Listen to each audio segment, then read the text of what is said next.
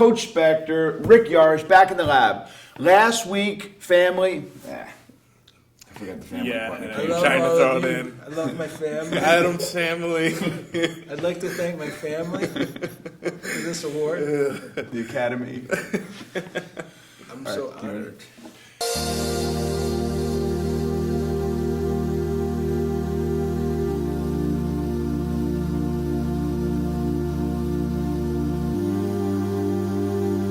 Tom Murphy here, back in the lab with Rick Yarosh, Coach Spector. We're here to pick up where we left off when we talk about hope and finding it in the most unlikely places. Rick, losing hope that time and that little 5-year-old girl helping you find it again, or giving it to you, dumping that bucket of hope on you, that wasn't the only time. I'm sure anybody looking at you can just imagine that you have battled hope and hopelessness.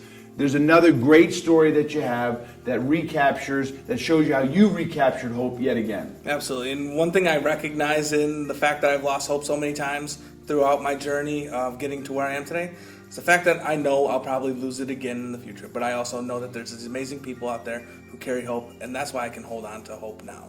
But way back before that time that I had that meeting with that little girl, I gave up hope again, ultimately. And that ultimate loss of hope that I had was from the fact that I hadn't seen my face yet.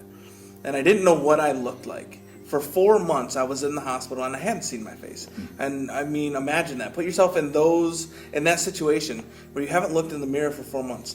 And now imagine not looking in the mirror for 4 months and knowing that you look nothing like you did 4 months ago. That's the situation I was in. They went to the extent of covering the mirrors in my room with old pictures and stuff, so I wasn't able to see my own face because they didn't know if I could handle it mentally and physically. So I hadn't seen my face. So one day I was out in the hallway being pushed around in my wheelchair, and I saw a Marine out in the hallway who was burnt badly in Iraq. And I said to myself, I'm like, wow, I'm so lucky that I don't look that bad. I really was thinking that I can't even believe he's alive. He looks so bad. He looks scary. Like I said I did later on with that little girl. He looks scary to me.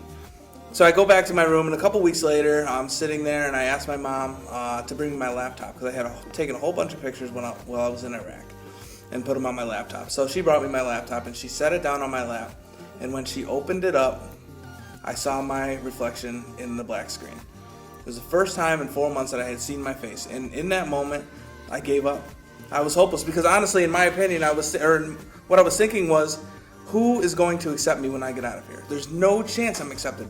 The people in this world have never seen anything like me before. I had never ever seen anything like me before, except a week earlier when I saw that Marine, who I said, I'm lucky I don't look that bad. And really, I looked worse. That was a hard situation for me. Totally lost hope. Told the doctors to stay away from me. Don't give me any more medication. I don't care if I live. I don't care if I die. I don't care if I'm in the hospital for the rest of my life. I just don't care. Plain and simple. So they did the right thing. They brought my psychologist in the room. I was obviously having some type of mental breakdown. And he sat down with me, and nothing he was saying was working. So probably 10 minutes into the conversation, he totally changes the subject. And he starts talking to me about dead spiders. And to me, I'm like, what is this guy doing? Dead spiders? I'm having a nervous breakdown. You want to talk about dead spiders? Genius. I said, this is what the Army pays for. This is the best doctors they got. So he actually leaves the room, and he comes back a minute later with a glass jar full of dead spiders. What is going on? I'm telling you, right at that point, I think I realized that he needed the psychologist and not me. Yeah. So I didn't realize what the heck he was doing at the time. Later on, I realized what he was doing. He took my mind so far away from the problem that I was dealing with, that hopelessness that I was feeling. I forgot that 5 minutes earlier, I was saying, I don't care if I live or die. That's what he was doing. I was hopeless. And at a time where I was hopeless, this guy came into my room and gave me that hope back that I needed to survive. Really, I mean, I was ready to go. I would have, if they hadn't given me my pills, I would have laid there and probably died.